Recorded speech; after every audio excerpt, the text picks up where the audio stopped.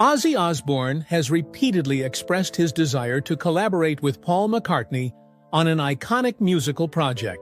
Each time he has mentioned this desire, he has emphasized his absolute respect for McCartney as a living example of modern music. McCartney is known to be proactive in choosing musical partners, and his standards for collaboration are always strict in terms of aesthetics and artistic direction. A proposal was once sent to McCartney through Osbourne's production representative to do a heavy metal remix of a Beatles song. McCartney did not accept the proposal. Osbourne later described the incident as a missed opportunity, but he did not react negatively. In a private recording session afterward, Osbourne credited McCartney for staying true to himself through it all, and considered the rejection a logical outcome given their divergent musical values.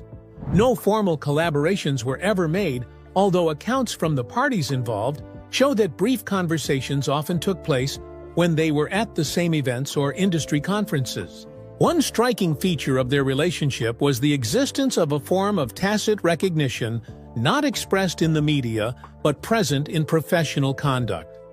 Osbourne had selected some of the Beatles' early songs to be re-performed in private recording sessions.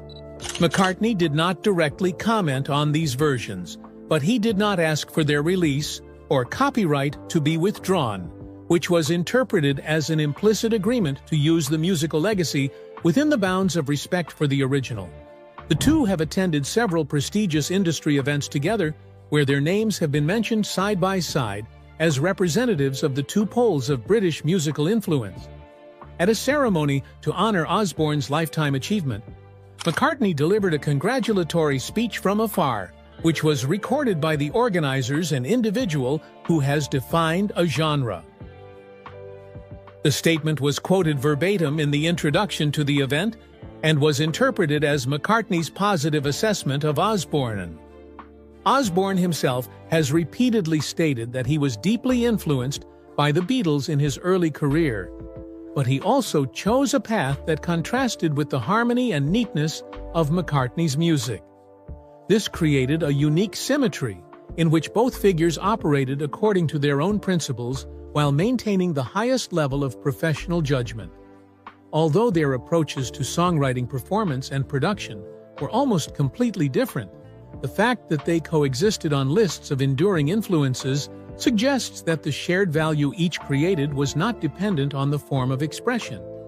But, never having produced a joint work, McCartney and Osbourne's relationship has been a steady one for a long time. Each has maintained his own principles when interacting with the other.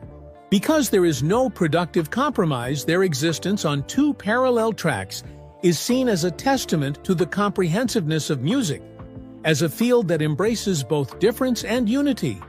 When viewed as a whole, the failure of these two individuals to reach a common ground is not a shortcoming, but rather a reflection of the diversity of modern music.